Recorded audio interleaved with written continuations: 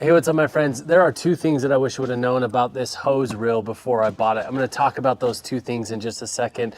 First, I'm just going to talk about some of the features so that you can understand what it is and how it works. So first off, obviously, this is a really cool thing where you don't have to have a huge mess of hose in your backyard. This thing manages your hose for you. There are 250 feet of hose inside of this thing. So it's relatively low space for the amount of hose that you get at it. We can reach every area of our yard from this single hose, and that's really cool. It's a nice thin polyurethane hose. So the thinness, the size of it is what allows them to put so much hose inside of this little container. It is completely enclosed, so it keeps the hose in good shape. It doesn't get sun damaged, all that sort of stuff. It obviously comes with a nice spraying nozzle that has a ton of different settings, and it's a thumb operated spraying nozzle rather than having to hold a trigger down all of the time. I really like this. Also, these often get damaged in our yard, but they don't on this thing because this keeps it up off of the ground and people aren't dropping it onto the ground. You know, that sort of stuff. Now, one of the things that I talked about that I wish I would have known, it does have some weight to it. So when you're thinking about where you're going to mount this thing, you really got to make a good decision based off of that. I've literally mounted it into the masonry right here of the side of our outdoor kitchen, and just drilled some holes with a mason bit and then used some anchors to make sure that it's anchored in really good. So if you're going to anchor this to your house or a post or something like that, it just needs to be really sturdy and done really well in order for it to work well, because you do some yanking on this thing. It also swivels, so that shifts the weight around. There's just a lot to consider when you think about where you're going to mount this thing. But once you have it mounted, nothing compares to the experience from my perspective of having it on a housing like this.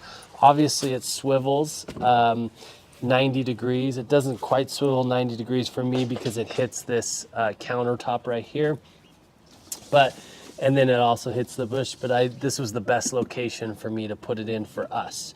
You also have this short, about 4-foot hose right here. This is the connecting hose that comes with it, and it's connected into the house water right there.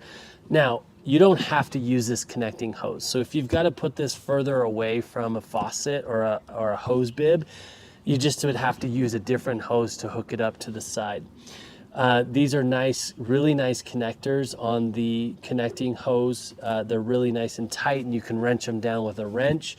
You're going to want to do that. Take a nice channel lock or a crescent wrench or something and really tighten this down. Otherwise, it will leak if you don't have it nice and tight. So that's something that I learned the hard way. So the swivel action is really nice. It does come off of this bracket right here with just one single screw, and then you can lift the whole unit off the bracket for mounting, or if you need to do any maintenance or move it or anything like that. So that's a really helpful feature as well. When you're operating the actual hose, so it has this cool stop right here. That's how it's, keeps this amount of hose out all the time so that you can grab onto. When you pull the hose out, what you want to do is you pull as much hose as you think you're going to want to use, and then once you get to that point, you just let it go back a little bit and it locks. Now, if you need to pull more hose, you can just pull more hose, but then sometimes you have to work with it to lock. So you have to do a little tug to get it to lock. That's the second thing. It took me forever to figure out how to pull more hose, but then have it keep locking. So you can't just pull the hose out. You got to pull and then do another little pull to get it to lock. Sometimes it's tricky. There we go. So it's just one of those user things. Now I'm used to it, so takes a couple tugs, not a big deal, no issue. It has this little thing in here that rotates on a bar, or that not rotates but oscillates.